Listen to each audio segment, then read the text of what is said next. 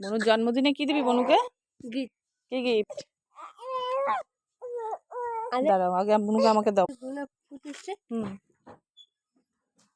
বনুকে দেবো। গোলাপ দেবা? হ্যাঁ। যাও তুলে আনো। বনুর জন্মদিনে দাদার গিফট। চলো। বনু কই রে? এটা পিঙ্ক কালার গোলাপটা। দাঁড়াও দাঁড়াও দাঁড়াও, একটু এইখান থেকে ছিড়বো। এই যে এখান থেকে, নাহলে বনু ধরতে পারবে না। এক হাত দিয়ে গাছটা ধরো, এখানটা ধরো।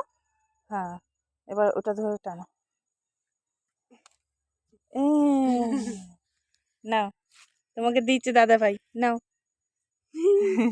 তোমার জন্মদিনের গিফট নাও। নাও নাও নাও।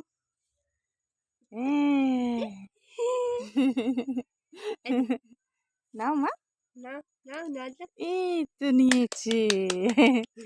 আমি হ্যাপি বার্থডে বলে দাও বনুকে। হ্যাপি বার্থডে সোনা বনু। বনু। বলো, দেখো তো কত সুন্দর গিফট দিয়েছে দাদা ভাই। গোলাপ, ছোট গোলাপ। গোলাপটা আজকেই ফুটেছে পুরো, এই কদিন কুড়ি ছিল, ঠান্ডা বলে কম ফুটছে, একটু একটু একটু করে ফুটছে, আজকে পুরো ফুটে গেছে। আর সরজনও এই যে এখনো দুটো কুড়ি আছে, যে এটা ফুটবে মনে হয় কাল পরশু।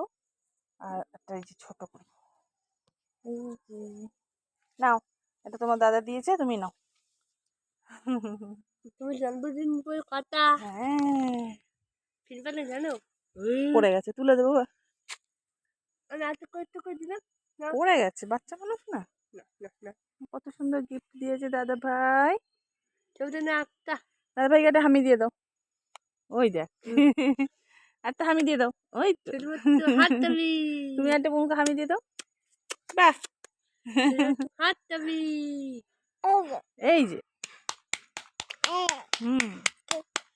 গোলাপটা নেওয়ার খুব ইচ্ছা ছিল ওর, কুড়ি অবস্থায় যখন দেখতো শুধু ঝুঁকে ঝুঁকে ছিঁড়তে যেত।